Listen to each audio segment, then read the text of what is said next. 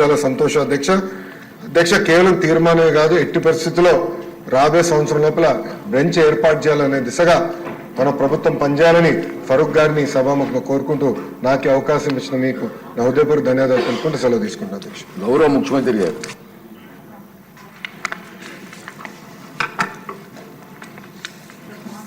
అధ్యక్ష, ఈరోజు ప్రభుత్వం ఏదైతే ఎన్నికల మేనిఫెస్టోలో పెట్టామో కర్నూలులో హైకోర్టు బెంచ్ పెట్టాలని చెప్పి ఆ రోజు ఎన్నికల మేనిఫెస్టోలో చెప్పాం. దాని ప్రకారం నిన్నే క్యాబినెట్లో తీర్మానం చేసి అసెంబ్లీలో కూడా తీర్మానం చేసి అటు హైకోర్టుకి గవర్నమెంట్ ఆఫ్ ఇండియా కూడా పంపిస్తాం. వీలైనంత తొందరలో కర్నూలులో హైకోర్టు బెంచ్ రావడానికి ఈ ప్రభుత్వం అన్ని విధాల ప్రయత్నం చేస్తాం.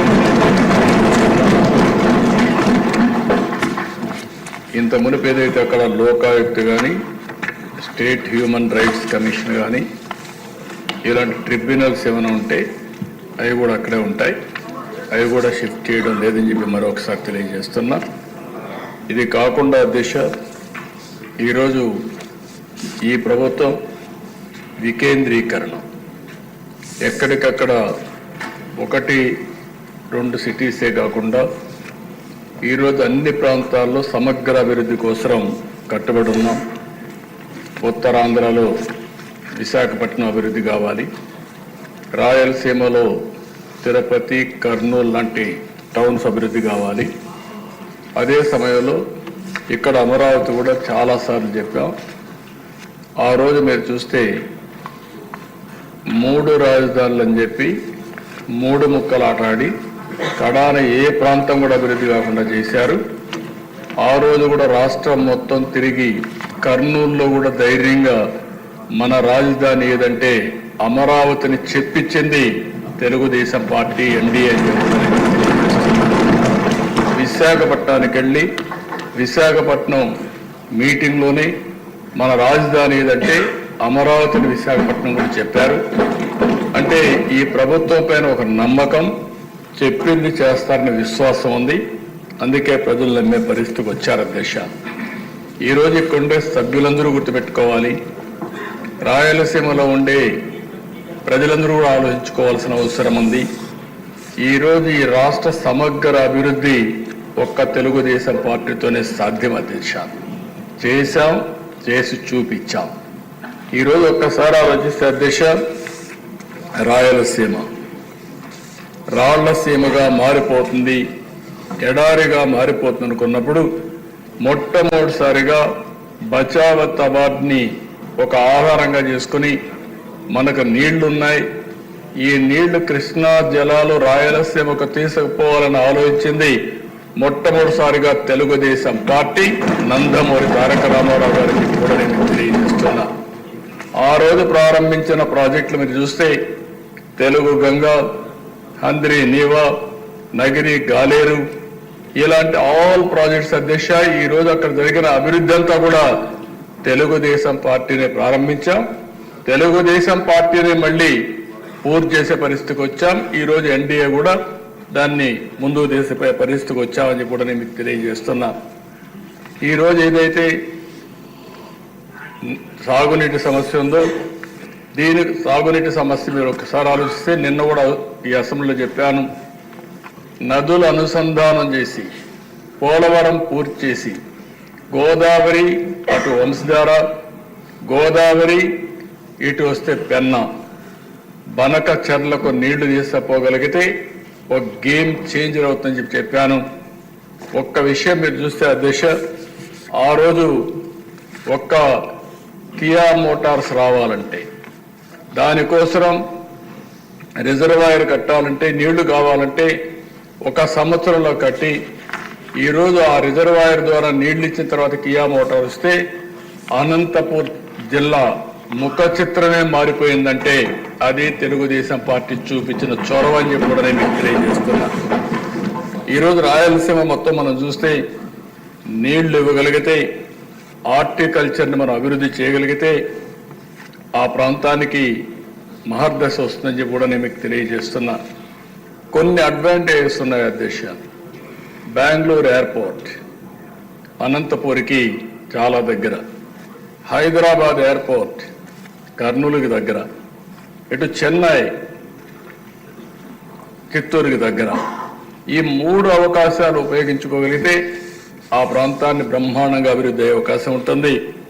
ఇంకో పక్క ఇన్ఫ్రాస్ట్రక్చర్ కూడా మీరు చూస్తే రాయలసీమలో బెస్ట్ రోడ్స్ వచ్చాయంటే నేషనల్ హైవే కానీ స్టేట్ హైవే కానీ అది తెలుగుదేశం పార్టీ హయాంలోనే వచ్చాయి దశ. అవన్నీ కూడా ఆ రోజు ప్రతిపాదన పెట్టాం, అవన్నీ వచ్చాయి. ఇంకొక పక్క ఓర్వకల్లో ఎయిర్పోర్ట్ కట్టాం. ఇంకొక పక్క మీరు చూస్తే ఈరోజు తిరుపతి ఎయిర్పోర్ట్ని ఎక్స్పాండ్ చేసి రన్వే పెంచి ఈరోజు ఒక హబ్గా ఇంటర్నేషనల్ ఫ్లైట్స్ కూడా రావడానికి చూసాం. కడప ఎయిర్పోర్ట్ను కూడా రన్వే ఎక్స్పాండ్ చేసి నైట్ ల్యాండింగ్ ఫెసిలిటీ కూడా పెట్టే పరిస్థితికి వచ్చాం. అంటే ఈరోజు ఏ ప్రాంతంలో లేనటువంటి 4 ఎయిర్పోర్ట్లకు ఉన్నాయి దిశ. ఒక పక్క తిరుపతి, ఇంకో పక్క కడప, ఓర్వకల్, ఇంకో పక్క పుట్టపర్తి ఒకటి ప్రైవేట్ ఎయిర్పోర్ట్ ఉంది. అడ్వాంటేజ్ కింద బెంగళూరు కూడా వచ్చే పరిస్థితి వస్తుంది దిశ. ఇంకో పక్క దిశ ఎడ్యుకేషన్ ప్రాధాన్యత ఇచ్చాం. తిరుపతిని ఒక ఎడ్యుకేషన్ హబ్గా తయారు చేస్తున్నాం. ఐఐటి, ఐజర్, అదే మాదిరిగా కల్నరీ ఇన్స్టిట్యూట్ ఒకటి, IIIT కర్నూలులో పెట్టాం, ఉర్దూ యూనివర్సిటీ కర్నూలులో పెట్టాం. ఇవి కాకుండా దేశ సెంట్రల్ యూనివర్సిటీ అనంతపూర్లో పెట్టాం. రాయలసీమని ఒక ఎడ్యుకేషన్ హబ్గా తయారు చేయాలని తెలుగుదేశం పార్టీ ముందుకు పోయాం.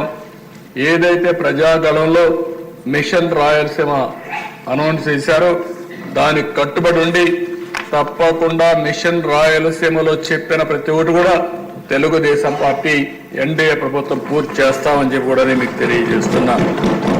ఈరోజు అధ్యక్ష, రాయలసీమకి ఏదైతే హార్టికల్చర్ హబ్గా తయారు చేయాలని నీటి సమస్య ఉంది కాబట్టి 90%తో డ్రిప్ ఇరిగేషన్కు సబ్సిడీ ఇచ్చాం. ఆ 90% ఇస్తే గత ప్రభుత్వం దాన్ని కూడా తీసేసే పరిస్థితికి వచ్చారు. అలాంటి ఏ విషయంలోనే చూస్తే అధ్యక్ష రాయలసీమకు ఒక్క పని చేసిన దాఖలాలు లేవు. ఇండస్ట్రీ వచ్చిన తిరుపతిలో హార్డ్వేర్ హబ్గా తయారైందని తెలుగుదేశం పార్టీలో వచ్చింది. నిన్ననే మీరు చూస్తే కొప్పర్తి, ఓర్వకల్ 2 ఇండస్ట్రియల్ పార్కుల కోసం గవర్నమెంట్ ఆఫ్ ఇండియా శాంక్షన్ చేస్తే 2 కూడా రాయలసీమలో పెట్టి 5,000 కోట్ల రూపాయల దగ్గర దీనికి శాంక్షన్ చేశాం. అదే మరి ఓర్వకల్లో డ్రోన్ సిటీగా తయారు చేశాం. మ్యానుఫ్యాక్చరింగ్ కానీ యూస్ కేసెస్ తయారు చేయడం కానీ సర్టిఫికేషన్ కానీ కేంద్రంగా తయారు చేశాం. అందుకే కర్నూలు టౌన్ని ఒక మంచి టౌన్గా తయారు చేయాలనేది తెలుగుదేశం ప్రభుత్వం యొక్క సంకల్పం. తప్పకుండా చేస్తాం. అందులో ఒక అడుగు ముందుకేస్తూ ఈరోజు హైకోర్టు బెంచ్ని కర్నూలులో పెట్టడానికి ఈ హౌస్ తీర్మానం చేస్తున్నామని కూడా నేను తెలియజేసుకుంటున్నాను. మరొకసారి మేమిచ్చిన కమిట్మెంట్స్ ఏవైతే ఉన్నాయో అవన్నీ కూడా ఒక్కొక్కటే పూర్తి చేసుకుంటూ ఆ అన్ని ప్రాంతాలను అభివృద్ధి చేస్తూ ఈ రాష్ట్ర అభివృద్ధి కోసం కట్టుబడి ఉన్నామని చెప్పి తెలియజేసుకుంటూ సభ్యులందరూ కూడా దీన్ని పూర్తిగా సమర్థించాల్సిందిగా ప్రతి ఒక్కరికి విజ్ఞప్తి చేస్తూ మీ దగ్గర సెలవు తీసుకుంటున్నాను. గౌరవ మంత్రి ఫరూక్ గారు ప్రవేశపెట్టిన తీర్మానం సభా సమక్షంలో ఉంది. అనుకూలంగా ఉన్నవారు అవునానండి, రాయలసీమ వాళ్ళు గట్టిగా మాట్లాడాలి. వ్యతిరేకిస్తున్న వారు కాదనండి. అవునన్నారు, అవునన్నారు, అందరూ అవునన్నారు. తీర్మానం ఏకగ్రీవంగా ఆమోదించబడింది.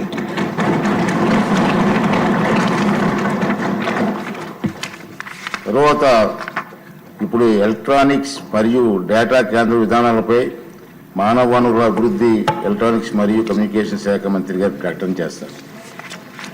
అధ్యక్ష, ఈరోజు ఎలక్ట్రానిక్స్ పాలసీ మరియు డేటా సెంటర్ పాలసీ పైన స్టేట్మెంట్ ఇచ్చినందుకు అవకాశం ఇచ్చినందుకు నా హృదయపూర్వక ధన్యవాదాలు.